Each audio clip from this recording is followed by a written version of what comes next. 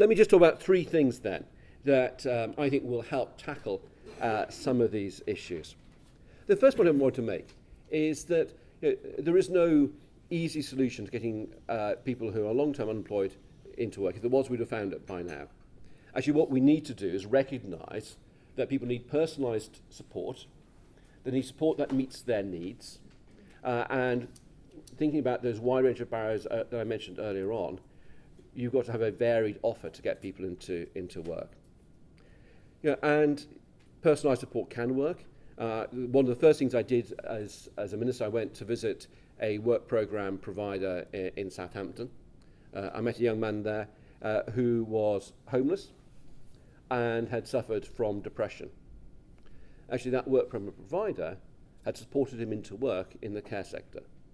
So actually it does demonstrate that actually you can tackle some deep-seated and challenging issues and get people into work.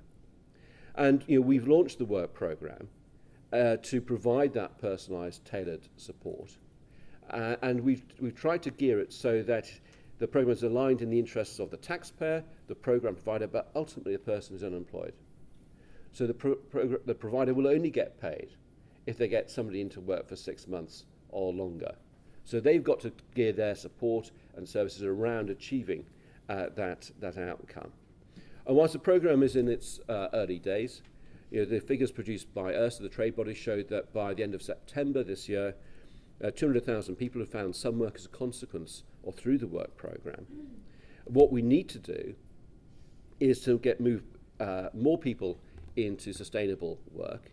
And I'm very focused on working with work programme providers using both carrots and sticks to actually get their performance up to a satisfactory level. The second thing I want to talk about is the youth contract, trying to tackle some problems around getting young people into work. And I think there are some barriers. As I said earlier, it is easier for an employer to take somebody on with experience than take somebody on with no experience at all. What we want to do in the youth contract is to reduce the risk around employers recruiting young people and give young people at the same time the opportunity to get into work. So the three strands in the youth contract. The first one is about work experience. And actually getting young people 8 weeks work experience with an employer. And I think from the young person's perspective, it does give them that awareness of work. It gives them the opportunity to perhaps get into a new sector. The employer takes on no commitment by taking somebody on work experience, but it could be seen as an extended interview. They can see what somebody is able to achieve. And I have to say that the benefits of work experience are very clear. Over 50% of young people who've been on work experience are off benefit 21 weeks later. That's not dissimilar to the outcome from the Future Jobs Fund. It also happens to be 20 times cheaper than the Future Jobs Fund, which is something to bear in mind. For other young people, what we've done in working with employers is had sector-based work academies, where you have a combination of work, training, and a guaranteed job interview at the end. And that's worked very effectively either for individual employers or for a group of employers in a particular sector. And the third element is a wage incentive that's worth up to £2,275 for someone who's been in work for 6 months. And it's not just about perhaps meeting employment costs. I talk to employers who are using this in a range of different ways. It may be to buy the tools someone needs to work. It may be to buy them a suit or business dress. It may be to cope with travel costs. It may be to offset the increased costs of employing a young person and having to supervise. It may be to meet the costs of training. So actually what you have there is a series of tools in which we can actually help make it easier for employers to take young people who've been unemployed for more than 9 months into the workforce and to give them an opportunity. How much of the sort of labour market issues we see today are sort of DWP doing their job well, but the problem is the wider national economy? Well, I mean, just to be clear, first of all, 80% of people who are working part-time want to work part-time. Mm-hmm. And it's 90%, and when the economy is in a better position, 90% of people who are working part-time want to work part-time. And I just think there's this slight snobbery there is about part-time work is unjustified. Mm-hmm. and actually what we have is a labour market that's reflecting people's preferences. I think the second thing is, I think for a lot of people actually, self-employment is an attractive option. And I think that if you're trying to manage different responsibilities, flexibility that can come from self-employment actually should be valued.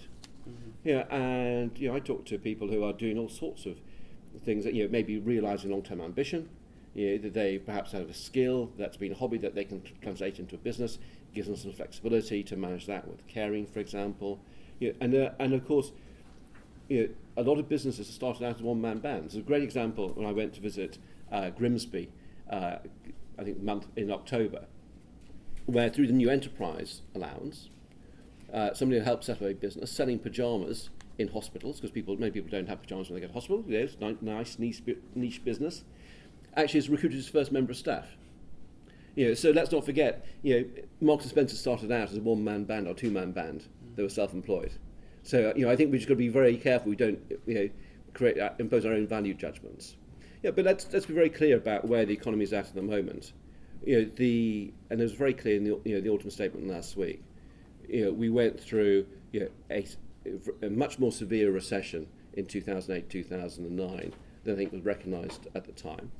We had an economic model that was driven by debt, public sector debt, private sector debt, that was increasingly focused on the service sector and financial services, that was increasingly focused on London and the South East. The gap between the greater South East and the North actually widened under the last government, despite the billions of pounds that were pumped in to regional policy. So I think there is actually a significant challenge in healing that economy and actually have a much broader economic base.